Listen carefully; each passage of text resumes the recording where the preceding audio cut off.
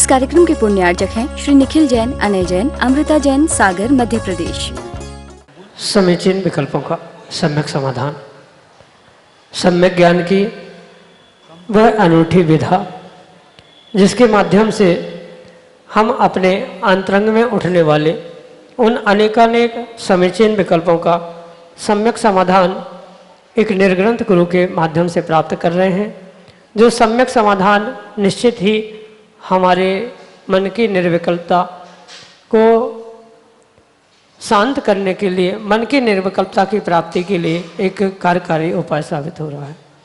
देश के विभिन्न प्रांतों से अनेकानेक समीचीन विकल्प हमें यहाँ प्रतिदिन प्राप्त हो रहे हैं और परम पूज्य मुनिश्री उनका आगमक विधि से हम सबको सम्यक समाधान प्रदान कर रहे हैं। प्रारंभ करते हैं आज का सम्यक समाधान। और आज का पहला विकल्प ललितपुर उत्तर प्रदेश से शीलचंद जैन अनौरा परम पूज्य मुनिश्री के चरणों में बारंबार नमोस्तु निवेदित करते हुए अपना समीचीन विकल्प रख रहे हैं कि गुरुवर शुभ और अशुभ कर्म का बंध कैसे होता है। हमारे समीचीन विकल्प का सम्यक समाधान करने की अनुकंपा करें। नमोस्तु महाराज जी, नमो। जीव को तो प्रति समय कर्म का आश्रव जारी है और उसमें से जो जीव उस मन वचन काय का शुभ प्रकार से प्रयोग करता है उसे उस शुभ योग के निमित्त से पुण्य का आश्रव होता है, और मन वचन काय का ही दुरुपयोग करते हुए जो अशुभ कार्यों के लिए उसका प्रयोग करता है उसके लिए वह पाप रूप अशुभ का आश्रव हुआ करता है। और जो आश्रव के ये 3 साधन बताए गए हैं मन वचन काय, उनके उपयोग दुरुपयोग आदि के ही निमित्त से शुभ अशुभ रूप कर्मों का आश्रव भिन्न भिन्न प्रकार से कहा गया है। जैसे कि उमा स्वामी भगवान ने कहा है, शुभ पुण्य से अशुभ पापस्य, जो शुभ कर्म का आश्रव है वह पुण्य रूप है और अशुभ कर्मों का आश्रव पाप रूप होने से उस शुभ अशुभ को ही पुण्य पाप रूप आचार भगवंत ग्रहण करते हैं, या हम उस पुण्य पाप को ही शुभ अशुभ रूप भी स्वीकार कर सकते हैं। इसलिए सीधा सा एक ही उत्तर है कि जो मन वचन काय का सदुपयोग है वह परिपूर्ण रूप से शुभोपयोग है, और मन वचन काय का विपरीत जो परिणमन है, विपरीत कार्य चल रहा है, वह परिपूर्ण रूप से अशुभोपयोग कहा गया है। इतना ही उस शुभोपयोग अशुभोपयोग के निमित्त से जो जैसा कर्म का आश्रव हो रहा है वैसा ही उसको शुभ आश्रव रूप या अशुभ आश्रव रूप ग्रहण किया है।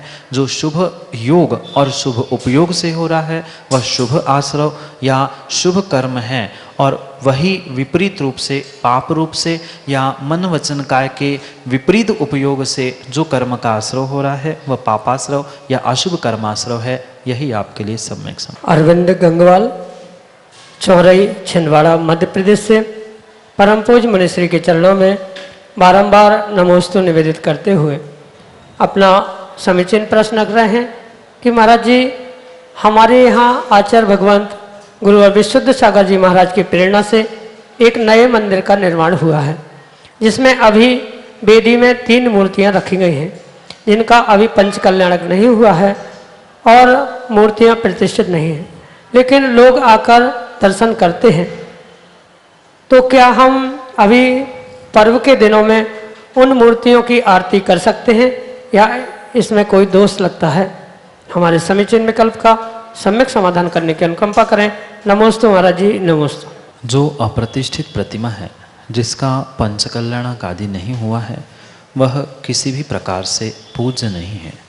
मात्र एक जिनेंद्र भगवान का आकार होने से वह सम्माननीय उच्च स्थान आदि रखने योग्य तो है, पर उसका दर्शन करना, उसकी पूजा पाठ करना, उसको आरती आदि उतारना ये किंचित भी आगम के परिप्रेक्ष्य में योग्य नहीं।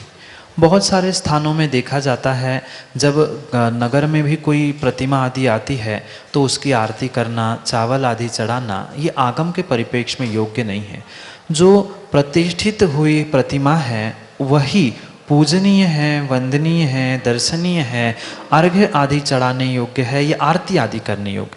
अन्य अप्रतिष्ठित प्रतिमा किसी भी प्रकार से आगम के परिप्रेक्ष्य में न पूजा, न आरती, न अर्घ्य, किसी भी प्रकार से वह पूजनीय नहीं है। इसलिए जो आपके चौराहे नगर में वह अप्रतिष्ठित प्रतिमा आदि रखी है, उसको तो आप पहले ये प्रयास करो कि जितने शीघ्र से शीघ्र उसका आप पंचकल्याण करा सको, उतने शीघ्र से अतिशीघ्र उसका पंचकल्याण संपन्न करा दीजिए। क्योंकि आगम में ये भी लिखा है कि 6 महीने से अधिक अप्रतिष्ठित प्रतिमा कहीं मंदिर, घर, निवास या अपने इसमें नहीं रखनी चाहिए। इसलिए शीघ्रता से पहले तो उसका पंचकल्याण करने का नियोजन करिए, और जब तक पंचकल्याण आदि नहीं हो रहा है तब तक लोगों को ज्ञान हो, इस कारण से उसमें कुछ काला धागा, काली फीत आदि आदि कुछ बांधकर ये संकेत करने की आवश्यकता है कि ये प्रतिमा अप्रतिष्ठित है।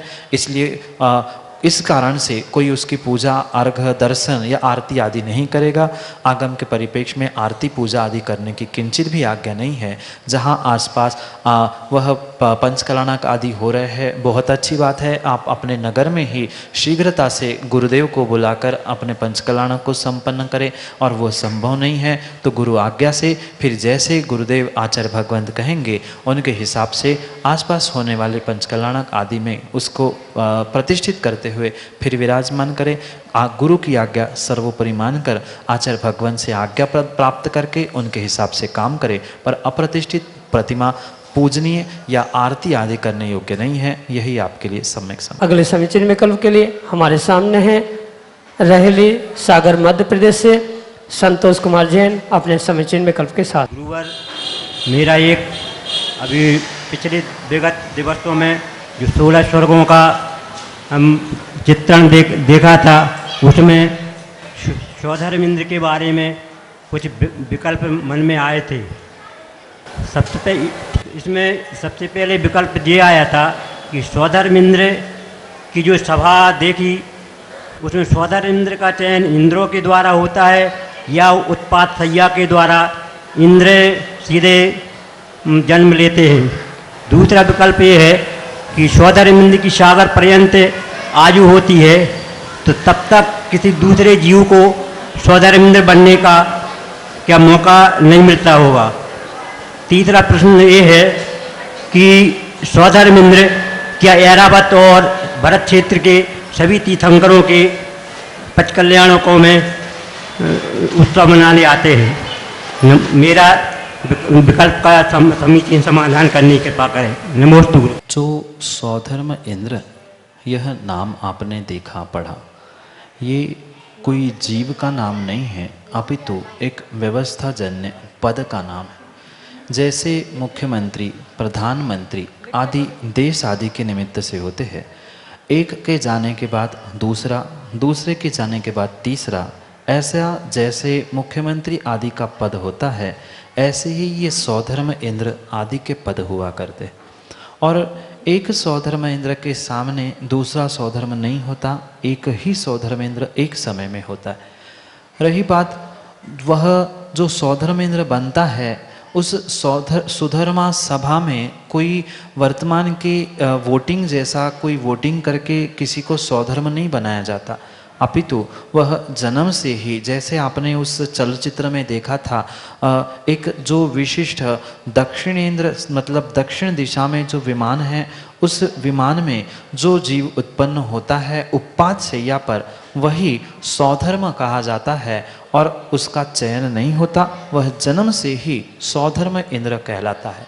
चयन से या इलेक्शन से उसको नियुक्त नहीं किया जाता, वह जन्म से ही पुण्यात्मा होने से उसे स्वधर्म पद दिया जाता है या स्वधर्म पद से ही वह जन्म पाता है। साथ में ये बात भी समझने योग्य है कि वह जब पंचकल्याण आदि करने के लिए जाता है, वह एक भले ही हो पर उसके पास जो बहुत सारी विक्रिया है, उस विक्रिया रिद्धि के द्वारा जीव परिपूर्ण रूप से, यानी वह स्वधर्म एक नहीं अनेकानेक उन तीर्थंकर भगवान के पंचकल्याण आदि करने के लिए जा सकता है।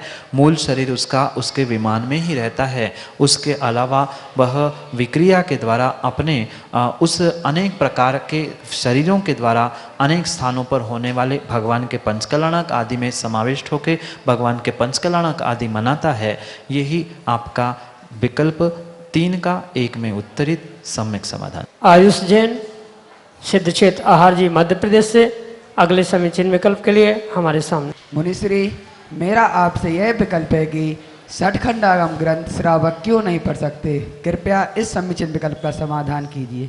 नमस्ते महाराज। आचार्य भगवंतों ने कुछ सम्यक ज्ञान के या सम्यक ज्ञान के प्राप्ति के कुछ नियम बताए, जहाँ आचार्य भगवंत कहते हैं कि जो षटखंडागम जैसे सिद्धांत शास्त्र है, प्रायश्चित ग्रंथों जैसे जो रहस्य शास्त्र है, उनको किसी भी प्रकार से श्रावकों को पढ़ने का, स्वाध्याय करने का आदेश या आज्ञा आचार्य भगवंतों ने नहीं दी।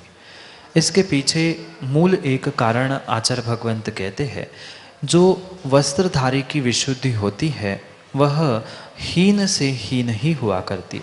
इन सिद्धांत ग्रंथों को पढ़ने की आज्ञा, प्रायश्चित आदि रहस्य ग्रंथों की पढ़ने की आज्ञा मात्र निर्ग्रंथ मुनिराजों को दी है, वो भी गुरु आज्ञा से इसलिए दी गई है कि वे दिगंबर मुनिराज ही वस्त्र, आरंभ, परिग्रह आदि आदि के कार्यों से निवृत्त होने के निमित्त से उनके भीतर की विशुद्धि तीव्र से तीव्रतम होती। श्रावक कितना भी विशुद्धि को प्राप्त कर ले, ना उसकी अंतरंग भावों की विशुद्धि बन सकती है, ना शरीर से वस्त्र आदि की भी शुद्धि बन सकती। और इन ग्रंथों को परिपूर्ण शुद्धि पूर्वक ही समझने की आवश्यकता होती है। क्वचित कदाचित परिणामों में उथल पुथल है और संकल्प विकल्प चल रहे हैं, परिणामों में शुद्धि नहीं है, आकुलता है, तो श्रावक कभी भी उन सिद्धांतों का यथार्थ निर्णय नहीं कर सकता। इसलिए वह पर्यायजन्य व्यवस्था होने के कारण से आचार्य भगवंतों ने स्पष्ट कहा है कि किसी भी प्रकार से वह श्रावक उस रहस्य ग्रंथ या सिद्धांत ग्रंथों का षटखंडागम जैसे पठन पाठन नहीं कर सकता। कारण उसके पीछे उनकी द्रव्य शुद्धि, भाव शुद्धि नहीं हो सकती, और द्रव्य शुद्धि, भाव शुद्धि के अभाव में कभी भी रहस्य का और सिद्धांत का यथार्थ निर्णय संभव नहीं हो सकता। इसी कारण से श्रावकों के लिए, श्रावक ही क्या जितने भी वस्त्रधारी है उन सभी के लिए आचार्य भगवंत निषेध करते हैं। जो विशुद्धि निर्ग्रंथ मुनिराज आचार्य भगवंत आदि की होती है वैसे विशुद्धि नहीं होती, और द्रव्य शुद्धि भी नहीं होती। और द्रव्य शुद्धि, भाव शुद्धि के अभाव में तत्वों का, सिद्धांतों का यथार्थ निर्णय नहीं होता। ये एक तर्क है, और पुनः आचार्य भगवंतों ने निषेध किया है, ये आगम प्रमाण है। आगम और तर्क से हमने अपने इस रहस्य को और सिद्धांत को ना पढ़ने का जो आदेश हमने प्राप्त किया है उसका पालन करना ही एक श्रावक का कर्तव्य है। यही आपके लिए सम्यक समझ। अगले समीचीन विकल्प के लिए हमारे सामने है हिंगोली महाराष्ट्र से कविता कानेड़ अपने समीचीन विकल्प के साथ। महाराज जी, आत्महत्या करणारा मनुष्य जातो कुठे आणि त्याने दुसऱ्यासाठी जर आत्महत्या केली असेल तर त्याच्यात त्याला किती पाप लागते आणि ते करताना त्याची गती आणि मती कशी असावी हे सांगायचं आहे मला महाराज जी। नमोस्तु नमोस्तु नमोस्तु। माँ, आत्महत्या करना ये पंचेंद्रिय जीव की हत्या करने के बराबर ही दोष है। किसी भी प्रकार से व्यक्ति को उस पंचेंद्रिय जीव की हिंसा या हत्या करने में जितना पाप का आश्रय होगा उतना ही स्वयं की आत्महत्या करने में भी पाप होगा। क्योंकि जो व्यक्ति मर रहा है, आत्महत्या कर रहा है, खुदकुशी कर रहा है, वह परिपूर्ण रूप से ये पंचेंद्रिय जीव को ही मिटाने की या उसकी हत्या करने का प्रयास कर। जितना दूसरे जीव की हत्या करने का पाप लग रहा है बिल्कुल उतना ही स्वयं को हत्या करने का पाप लग रहा है। मात्र आत्महत्या करने का ही नहीं अपितु आत्महत्या करने के भावों से भी जो प्रवृत्त है या आत्महत्या करने के जो भाव बना रहा है परिपूर्ण रूप से वह आत्महत्या करने के भावों से भी वह उतने ही पापों को, उतने ही हिंसा का बंध आश्रय वह जीव कर रहा है। भले ही वह दूसरे के अच्छाई के लिए कर रहा हो, दूसरे के कल्याण के लिए या अन्य किसी की सुरक्षा, किसी भी प्रकार से उसने आत्महत्या की है तो उस आत्महत्या का फल उसे पाप रूप ही लगेगा, जीवों के घात करने रूप ही लगेगा। इसलिए ये सम्यक निर्णय करने की आवश्यकता है। उस जीव ने मरते समय किस प्रकार की मति की थी, कौन से विचार किए थे, किस कारणों से उसने वह कार्य किया, ये भले ही भिन्न भिन्न कारण हो सकते हैं, पर उसकी गति नियम से पंचेंद्रिय जीव के घात करने रूप ही हिंसा का आश्रयबंध करने से वह निम्न गति ही होगी, नीच गति को ही वो प्राप्त करेगा। अच्छी गति को वह आत्महत्या करने वाला भले ही दूसरे के लिए क्यों न की हो, वह आत्महत्या करने वाला उच्च गति को, उच्च आयु आदि को प्राप्त कर ही नहीं सकता।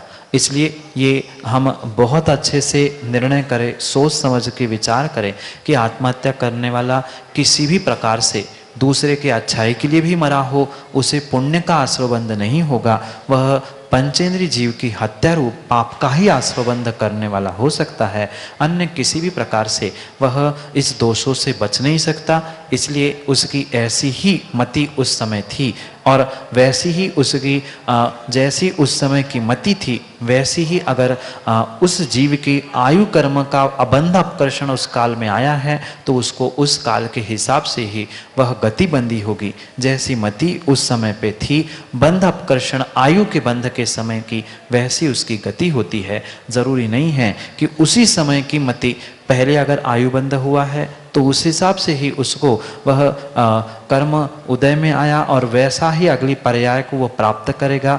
इसलिए जरूरी नहीं है कि मरते समय उसकी गति बंद हो, पहले उसने आयु बंध किया है तो वैसी उसे आयु मिलेगी। मरते समय में संक्लेश परिणामों के साथ मरा है तो नियम से नरक आदि ही स्थानों में पहुंचेगा। यही उसकी मति, गति और परिपूर्ण रूप से आत्महत्या आदि के विषय में आपके लिए सम्यक समाधान। अगले समीचीन विकल्प के लिए हमारे सामने हैं सागर मध्य प्रदेश से कैलाश चंद जैन शिक्षक अपने समीचीन विकल्प के साथ। महाराज जी, मेरा प्रश्न है, मंदिर जी में पूजा करने के लिए हम सामग्री वगैरह ले जाते हैं कोई भी पात्र में, चाहे डिब्बी हो या किसी पे में, और पूजा या द्रव्य चढ़ाने के बाद दूसरे दिन हम भूल गए अपनी चीज़, और वो दूसरे दिन हम देखी नहीं दिखी, और कुछ दिन बाद वो वही उसी आकार की, उसी प्रकार की मिली, और सबके कहने पर अपने उस पर हमने उठा ली, तो क्या महाराज जी ये भी बहुत बड़ा पाप हुआ या हमें ऐसा नहीं करना चाहिए? कृपया हमारे विकल्प। किसी भी प्रकार से जिस वस्तु के विषय में हमारा निर्णय नहीं है कि ये मेरी ही है, तब तक वह वस्तु हम अगर उठा के ले आ रहे हैं तो परिपूर्ण रूप से हमें चोरी का ही दोष लग रहा है। ये पक्का मानना व्यक्ति को अपनी सामग्री का कहीं न कहीं से थोड़ा सा बोध होता है, कहीं न कहीं किस आकार की, भले ही एक समान एक सी वह वस्तु, डिब्बी, थाली आदि क्यों ना हो, पर व्यक्ति रोज उसका प्रयोग करते करते उसे बोध होता है कि मेरी डिब्बी में और दूसरे की डिब्बी में क्या अंतर है। और भले ही उस डिब्बी को या बर्तन को आप भूल चुके थे और कुछ दिन बाद याद आया, भले किसी के कहने से हो या स्वयं की प्रेरणा से हो, आपने अगर जिसका निर्णय नहीं है वो सामग्री उठाई है, वो डिब्बी उठाई है, तो ये पक्का है कि आपने वहाँ पर चोरी के दोष को अवश्य ही प्राप्त किया। क्योंकि आचार्य भगवान कहते हैं, भूली हुई, रखी हुई, छूटी हुई किसी भी की वस्तु किसी के बिना आज्ञा से ग्रहण करना ये चोरी है। हमने उस वस्तु के विषय में किसी की आज्ञा नहीं ली कि ये वस्तु किसकी है, क्या है, हमें ये भ्रम था या हमें ऐसा लग रहा था कि शायद ये मेरी हो सकती है, मेरी वस्तु जैसी है। जब हमारी वह वस्तु छूट ही गई थी, अब 8-15 दिन बाद पुनः याद आ रही है, हमने उसकी जगह दूसरी सामग्री जब खरीदी ही ली है, क्योंकि ऐसा तो होगा नहीं कि वह 8 दिन बिना चावल की डिब्बी के या बिना बर्तन के आप मंदिर में पहुँचे होंगे। जब चली ही गई है और मंदिर में हमने छोड़ी दी है, फिर अब उस विषय का क्या विकल्प करना, मंदिर में कोई प्रयोग करे नहीं करे, यार मंदिर में छूट गई, सो एक परिग्रह कम हो गया। जब हमने दूसरा खरीदा नहीं होता तो कुछ बात थी, पर 8-10 दिन बाद तब तक हमने दूसरी व्यवस्था कर ली है, तो किसी के कहने से या अपने मन में लोभ कषाय लाते हुए उस वस्तु को ना उठाए, यही योग्य मार्ग है। और उठाया है तो नियम से चोरी का दोष लगेगा, यही आपके लिए सम्यक समाधान। अगले समीचीन विकल्प के लिए फ्लोरिडा अमेरिका से श्रीमती तोसी पारस जैन अपने ऑडियो मैसेज के साथ हमारे सामने। मैं अमेरिका से तोशी जैन, पीयूष जैन, नवदा जैन, मुनिश्री, मेरा प्रश्न यह है कि आचार्य विशुद्ध सागर जी महाराज की प्रेरणा से यहाँ पर गृह चैत्यालय भारत से चंद्रप्रभु की प्रतिमा जी लाकर बनाया है। पर्युषण पर्व में और भी सामान्य दिनों में बहुत से लोग यहाँ आके दर्शन करने आते हैं, जिससे उन्हें पुण्य मिलता है। मुझे भी इससे कुछ पुण्य की प्राप्ति होगी क्या? आगम में आचार्य भगवान ने 3 व्यवस्था बताई है, कृत, कारित और अनुमोदना। भले ही हम कुछ अच्छे बुरे कार्य कर पाए नहीं कर पाए, कोई कर रहा है उसकी अनुमोदना की है या दूसरों के द्वारा करा रहे हैं तो उसका हमें अवश्य ही फल मिलता है। ये कृतकारित अनुमोदना के साथ एक बात और भी हमें समझने योग्य है। अगर हम किसी व्यक्ति को धर्म मार्ग के लिए प्रवृत्त कर रहे हैं या उसके धर्म कार्यों की प्रशंसा कर रहे हैं या उसके उस धर्म कार्यों के लिए निमित्त बन रहे हैं तो वह हमें अवश्य ही वह शुभ रूप है तो पुण्य का और अशुभ रूप है तो पाप का आश्रय अवश्य ही होगा। भले हम जो कर रहे हैं उसका जितना पुण्य मिलेगा उतना हमें निमित्तभूत पुण्य नहीं मिलेगा, पर हमने दूसरों की व्यवस्था बनाई है वह व्यवस्था जन्य पुण्य, निमित्त जन्य पुण्य अवश्य मिलेगा। जो साक्षात आप भगवान की पूजा पाठ दर्शन आदि कर रहे हैं उसका आपको जितना पुण्य मिलेगा उतना दूसरों के पूजा पाठ आदि का पुण्य अवश्य नहीं मिलेगा, पर उनके पूजा पाठ आदि के लिए आप निमित्त बने हैं, उनके भगवान दर्शन आदि के लिए आपने कुछ ऐसी व्यवस्था जो गृह चैत्यालय आदि रूप बनाई है, इस कारण से परिपूर्ण रूप से कुछ अंशों में आपको उनके व्यवस्था बनाने के लिए उनके उन पुण्य कार्यों में निमित्त बनने रूप पुण्य की प्राप्ति हो सकती है। जरूरी नहीं है कि हम ही करने वाले कार्यों से हमें पुण्य मिले। दूसरों के कोई तपस्या कर रहा है उसकी अनुमोदना की, कोई दर्शन करने पहुंच रहा है उसकी हमने व्यवस्था की, ये परिपूर्ण रूप से हमारी उनके लिए वह सेवा देना व्यवस्था देना जो निमित्तभूत हमने कार्य किया है तो हमें निमित्तभूत पुण्य मिलेगा ही मिलेगा। जो साक्षात व्यक्ति वहाँ पहुंचकर भगवान के दर्शन आदि कर रहा है पूजा आदि कर रहा है उसको तो सातिशय पुण्य मिल ही रहा है, पर साथ साथ आप उसके सातिशय पुण्य के लिए निमित्त बने थे, इसलिए कुछ अंशों में आपने निमित्त सहयोग किया था, इसलिए आपको भी पुण्य मिलेगा। आपने किया हुआ कार्य किंचित भी व्यर्थ नहीं जाएगा, आपको तो दोहरा लाभ मिल रहा है। स्वयं की भी दर्शन की पूजा पाठ आदि की व्यवस्था हुई, साथ साथ आपके निमित्त से अन्य भी जो भगवान आदि के दर्शन कर रहे हैं चैत्यालय आदि में पूजा आदि कर रहे हैं उनके भी पुण्य का कुछ अंश आपको अवश्य मिलेगा।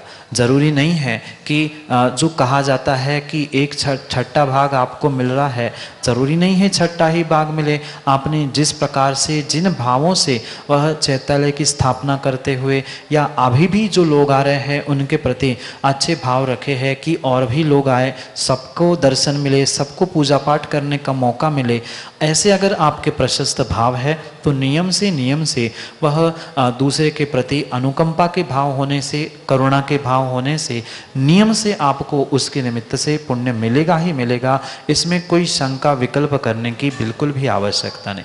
ये भी पक्का है जो विशेष पुण्य आपको स्वयं के पूजा पाठ से मिलेगा उतना उनके पूजा पाठ से नहीं मिलेगा। नहीं तो आप सोचो फिर उनका जब सबका छठा भाग मुझे मिल ही रहा है तो फिर ऐसे सब लोगों के छठा भाग पुण्य मैंने इकट्ठा कर लिया तो हमें पूजा पाठ करने की आवश्यकता ही नहीं, हमने मंदिर बना लिया भगवान रख लिए हमारा काम हो गया।